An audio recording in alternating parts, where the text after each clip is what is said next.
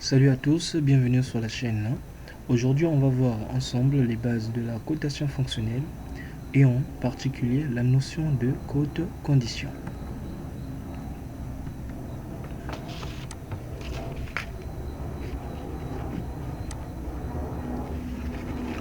Alors, mettons-nous donc au travail de ce qu'on a donc proposé pour la journée d'aujourd'hui. Alors, nous avons donc notre sommaire, cotation fonctionnelle, petit 1 définition, petit 2 définir la cote condition, petit 3 type de cote condition, petit 4 chaîne de cote, petit 5 exercice d'application.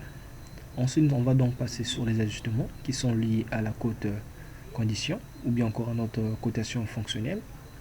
Petit 1 définition, petit 2 type d'ajustement, petit 3 propriétés de chaque ajustement, petit 4 nous avons donc formule de quoi? Formule générale. Petit 5 exercice d'application. Alors, nous avons donc ici, on va donc commencer par la cotation fonctionnelle.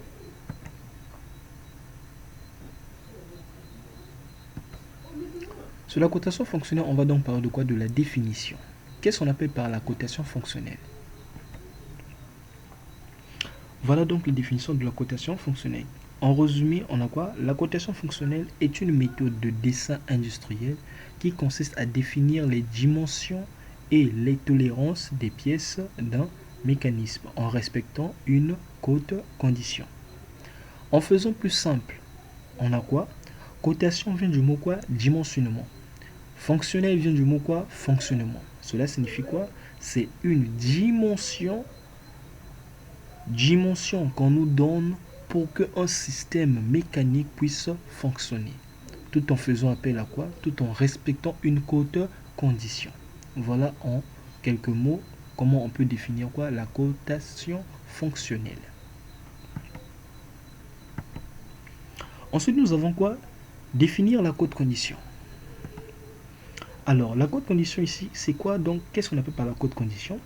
La cote condition est une dimension imposée par le fonctionnement d'un mécanisme que l'on doit respecter pour que les pièces assemblées fonctionnent correctement. Alors, donc cotation, condition, excusez, nous avons donc quoi? Cote, qui veut dire quoi? Toujours dimension. Condition, c'est ce qu'on nous impose. Donc, une condition, c'est au fait une contrainte qu'on nous a imposée. Alors donc, on va donc chercher à savoir comment on représente une cote condition. Voilà donc notre schéma que nous avons ici. D'un dessin d'ensemble, on a la pièce 3 et la pièce 7. Et on nous donne quoi? Une cote condition, qui est donc quoi? La suivante. On a donc quoi? Deux traits qui sont ici et une flèche. Voilà comment on représente quoi? Une cote condition.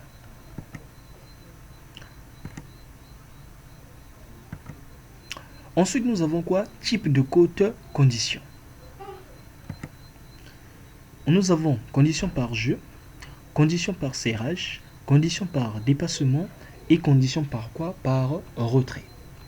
Alors, sur ces quatre conditions, conditions, on a donc ici ce schéma de GA. Ici, le GA, ici, c'est une cote condition par jeu. Ensuite, nous avons une cote condition par serrage, qui est le G2, le GD. Ensuite, nous avons quoi? Une cote condition par dépassement, qui est le GC. Et enfin, nous avons une cote condition par retrait, mais nous n'en avons pas eu comme image. Ensuite, on nous parle maintenant de quoi? De chaîne de cote. Sur la chaîne de cote, qu'est-ce qu'on nous dit sur la chaîne de cote? Par définition, ou bien encore par plus concret, qu'est-ce qu'on appelle par une chaîne de cote? La chaîne de cote, c'est une dimension. Ce sont les dimensions qui se suivent, autrement dit, les dimensions successives.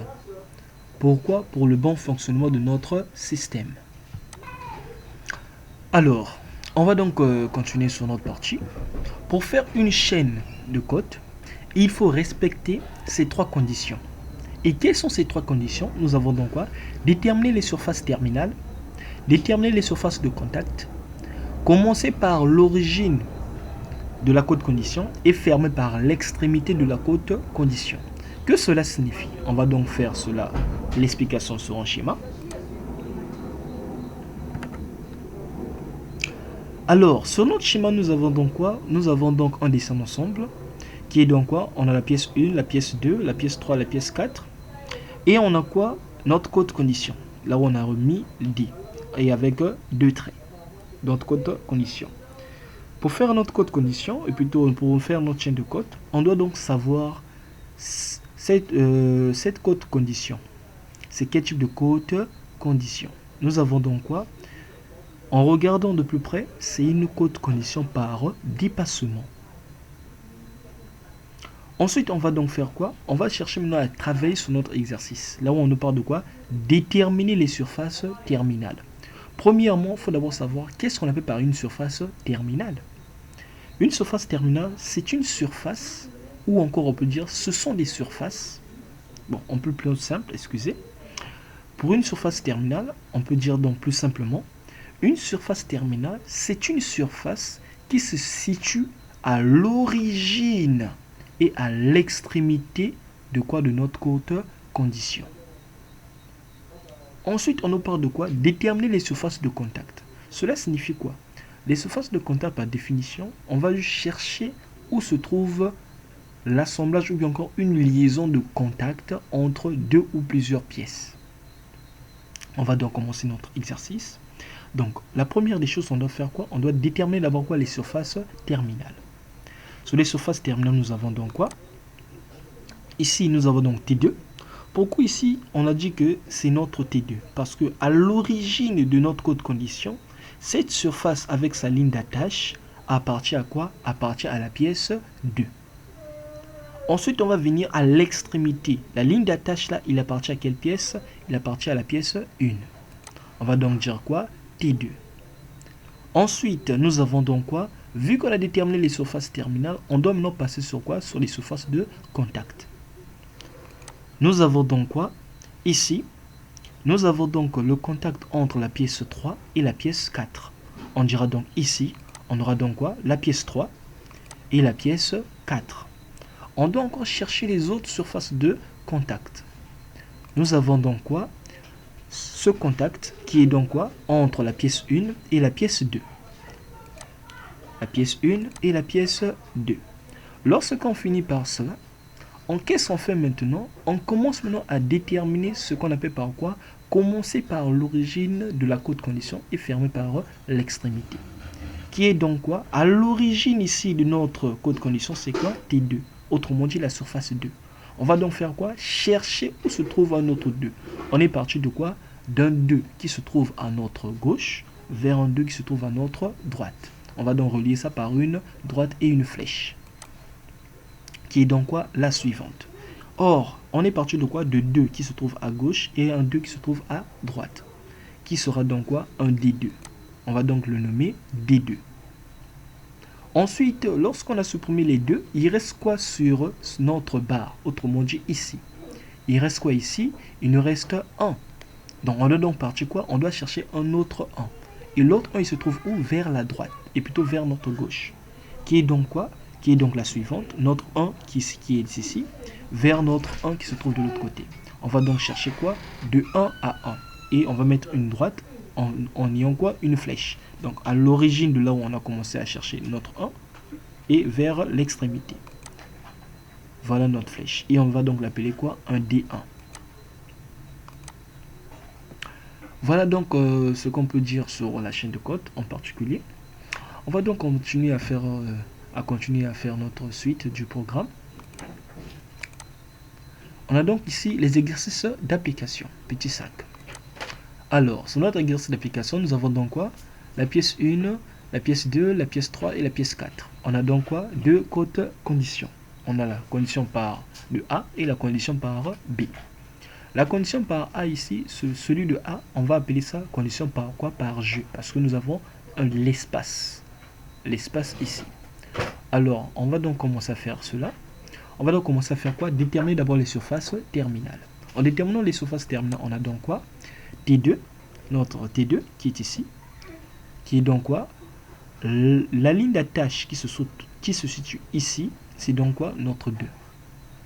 Ensuite, la ligne d'attache se situe là, on va donc appeler ça quoi? Un T3. Ensuite, qu'est-ce qu'on fait? On va déterminer ensuite les surfaces de contact. On a donc le contact ici, qui est le contact entre quelle pièce? La pièce 3 et la pièce 2. 3 et la pièce 2. Ensuite, on va chercher le point de contact encore, qui est quoi? La pièce 1 et la pièce 2. La pièce 1 et la pièce 2. Ensuite, nous avons quoi? Une autre surface de contact, qui est donc quoi? Entre la pièce 1 et la pièce 4. Dès qu'on finit de déterminer les surfaces de contact, qu'est-ce qu'on fait? On passe maintenant à ce qu'on appelle par quoi? Par notre... Commencer par l'origine, autrement dit l'origine, le T2. On a donc notre T2 ici. Où se trouve l'autre 2? L'autre 2 se trouve de l'autre côté ici. Là ou bien encore ici. Qu'est-ce qu'on fait? De 2 à 2. On va donc faire quoi? De 2 d'ici jusqu'à l'autre 2 qui se situe de l'autre côté ici, sur la ligne qui se situe entre 3 et 2. On va donc faire notre flèche qui aura donc quoi? A2. On mettra donc quoi? A2. Ensuite, nous avons quoi? Ce qui reste ici, c'est quoi? C'est 3. On va donc partir de là où reste le 3 à là où on va donc chercher fermer pour l'extrémité. Et on va l'appeler A3. Ensuite, on passe sur l'ajustement. On va un peu être plus rapide et plus bref. Sur l'ajustement ici, par définition, on aura donc quoi?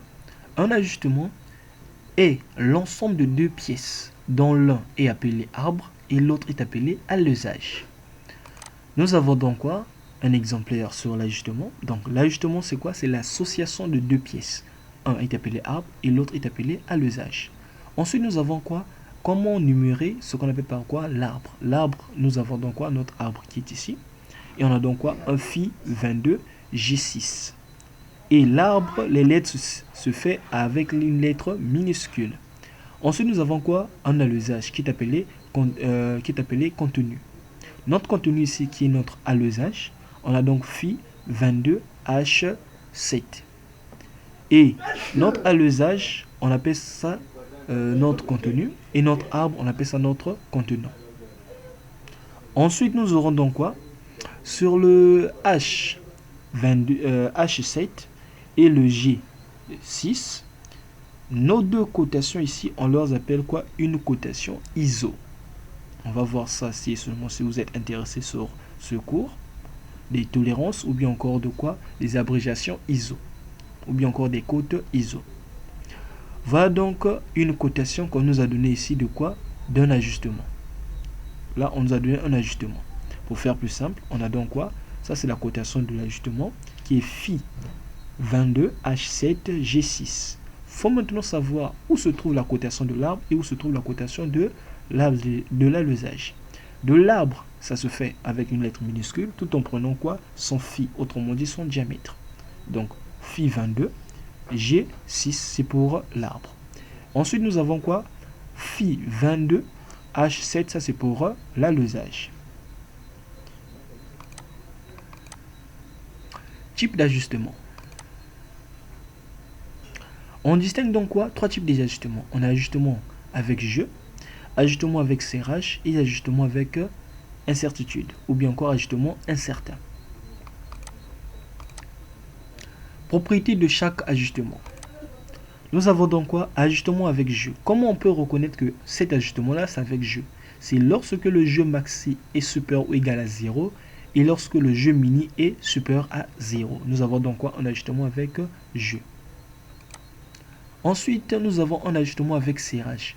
On appelle un ajustement avec serrage, c'est lorsque le jeu maxi est inférieur ou égal à 0 et le jeu mini est inférieur à 0. Ensuite, nous avons un ajustement avec un ajustement incertain. Le jeu maxi est supérieur à 0, le jeu mini est inférieur à 0. Formule générale. Sur les formules générales sur les ajustements, nous avons donc quoi? une cote maxi. La cote maxi ici c'est quoi? La cote maxi est égale à la cote nominale plus l'écart supérieur. La cote mini est égale à quoi? La cote nominale plus l'écart inférieur. L'intervalle de tolérance égale à quoi? Égale à l'écart supérieur moins écart inférieur. Le jeu maxi égale à l'usage maxi moins arbre mini. Jeu mini égale à quoi? À l'usage mini moins arbre maxi. Le IT du jeu égale à jeu maxi moins jeu mini. Et enfin, la cote moyenne égale à quoi? À la cote maxi plus la cote mini divisé par 2. Et nous avons l'IT, l'intervalle de tolérance, divisé par 2. Ça sera sous forme d'exposant. Ensuite, nous avons quoi? Les exercices d'application. Bien, on a donc quoi ici? On a donc un exo ici, qui est donc quoi? On a donc donné un ajustement qui est quoi? 12H8 et F7. On va donc décortiquer où se trouve la partie de l'arbre et où se trouve la partie de l'alezage. Pour la partie de l'arbre, nous avons donc quoi? 12H8, c'est pour quoi? C'est pour l'alezage. Et 12F7, c'est pour l'arbre. On va donc donner quoi? Ces variantes. Ici, c'est sous forme de cote ISO. Là, nous avons donc quoi? Sous forme de cote ISO. Et qu'est-ce que nous devons donc faire sur cette cote ISO? On va donc les scinder en regardant nos tables de tolérance de l'arbre et de l'alezage, qui nous donnera donc ceci. Nous avons donc 12 pour l'arbre et ses intervalles. Donc moins 16 et moins 34. Pour ceux qui n'ont pas ce tableau, ils peuvent toujours demander cela en cours particulier. Je pourrais toujours le faire. Ensuite, nous avons quoi? L'alezage. Nous avons 12 et nous avons son intervalle de tolérance qui est quoi? Plus 27 et 0. Ensuite, qu'est-ce que nous allons faire? On va donc décortiquer les cotes. Notez bien, les intervalles que vous avez ici, ça se fait en microns. Les intervalles qui se trouvent ici, ça se fait en microns. Qu'est-ce qu'il donc faut faire? Il faut donc les convertir en millimètres. Et pour convertir en millimètres, qu'est-ce qu'il faut faire? On doit diviser ces intervalles, diviser par quoi? Diviser par 1000. Et lorsqu'on les divise par 1000, c'est donc la réponse de quoi? De notre millimètre. On aura donc quoi? La cote nominale. Notre cote nominale ici, voilà notre cote nominale. Notre cote nominale est égale à quoi? À 12. Notre écart supérieur, nous aurons donc quoi? Notre moins 16 divisé par 1000. Ça va donc nous donner quoi? Moins 0,016. Écart inférieur, nous aurons donc notre réponse. Cote maxi, la cote maxi est égale à quoi? La cote nominale plus l'écart supérieur. Et on aura donc quoi? Notre réponse. Notre cote minimale sera donc égale à quoi? Cote nominale plus l'écart inférieur. Voilà notre réponse. La cote moyenne est égale à quoi? La cote maxi plus la cote mini divisé par 2.